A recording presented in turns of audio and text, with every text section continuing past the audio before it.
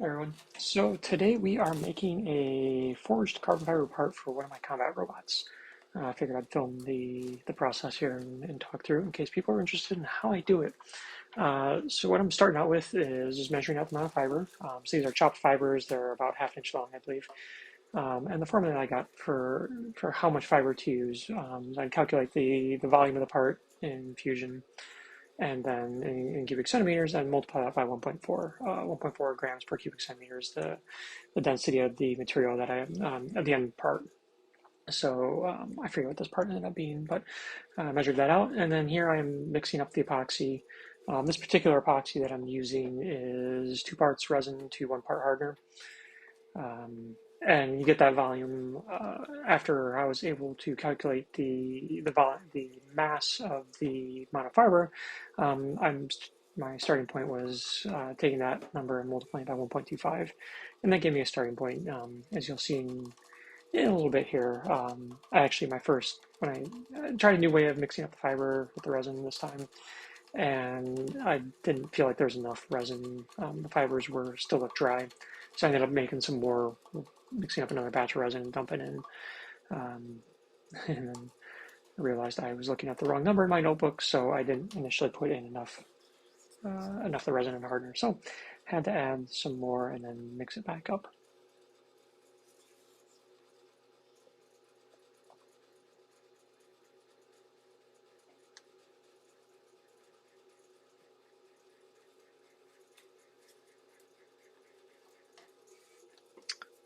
While we're watching this, the particular part that this is for is a new combat bot that I'm working on. It's a pusher bot, kind of like a pusher or a ramp. It's going to have some interchangeable armor pieces on it between a ramp and a bumper and a pair of forks. So this is kind of like a bit of a wedge or a ramp, or whatever you want to call it, that'll be attached to the front of it. So again, mixing up the epoxy, and then what I'm doing now is this was something new that was suggested to me to try. So I'm just dumping all the fiber in the mixed epoxy, and I'm trying to get everything nice and well mixed up. Previously, it was pointed out that it looked like I hadn't done a well enough job mixing the resin into the fiber, that there were dry fibers inside. You could see on some of the impacts from weapons that some of the fibers looked dry where they'd impacted. So I'm trying to mix everything in the cup this time so I can hopefully get all the resin mixed in and get all the fibers to be appropriately wet. And you see, as where I was talking about, where I mixed everything up and felt like things still looked a little dry. So went and mixed up about another 10 grams worth of epoxy that I mixed up.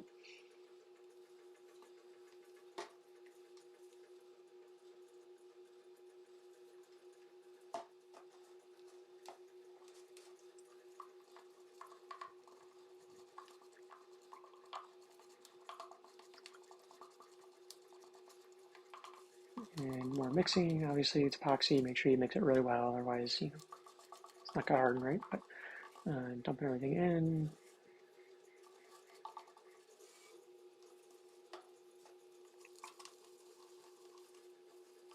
Now it's gonna come the fun part. So gonna get everything mixed together, and then the mold that I have, and really I should have done a better job with this mold.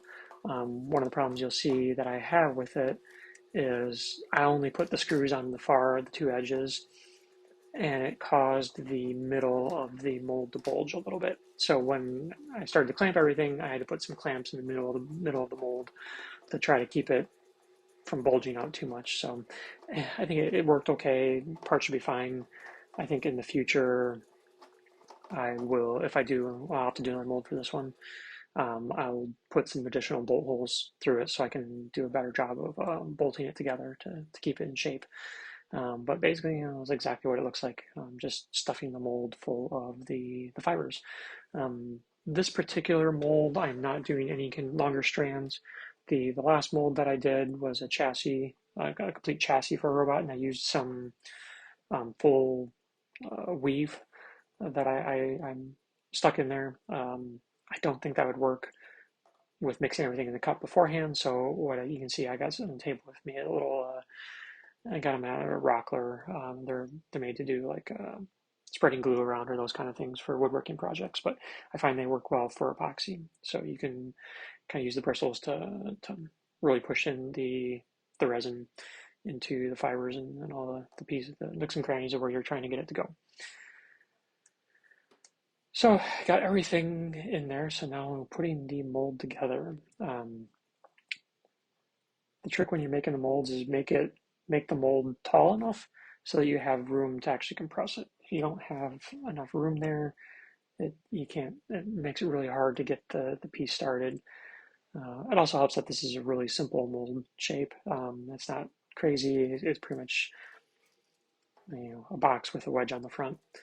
And then the other problem I had with this particular mold, I didn't make the top very thick.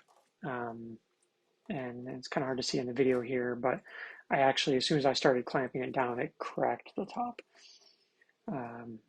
So that could have been prevented if I made my molds, printed it like a higher infill, or made the top of the mold a bit thicker.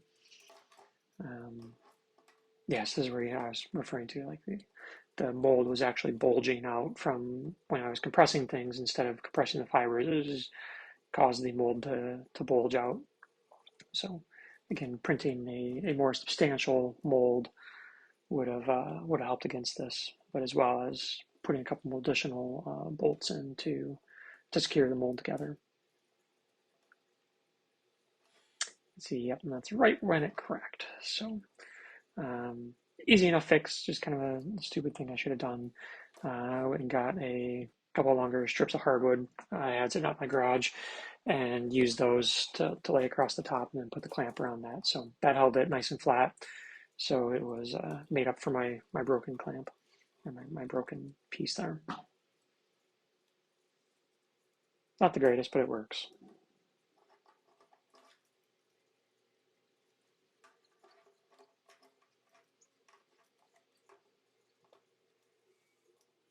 And again, just clamping it up. A lot of times, I don't use C clamps for doing this. I've got a bench vise that you'll see later in the video that I will use to compress everything. Just makes it a little bit easier to get everything in there. Because of the issues I had with the mold bulging, I had to do it that way. So this is after just about 24 hours after I laid it up, taking them apart. So obviously, first thing is taking the clamps off. And we'll get all the bits and pieces off here. And I treat my 3D printed molds as disposable. If you're really careful and if the mold release works well enough, you can reuse the 3D printed molds, but I find it's just a pain in the ass. So I generally don't bother trying to save the molds. Just replace them. And this is where we unfortunately stopped the video. My GoPro flaked out and for some reason stopped recording. So that's as far as we got on this. So the pictures here are the part after I got the mold all out. You can see there's a lot of excess carbon that's squished out.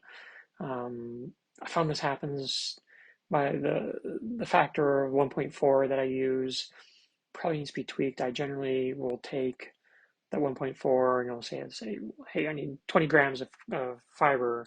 I'll usually go and use like 18 grams of fiber instead, usually a little less than what the formula says.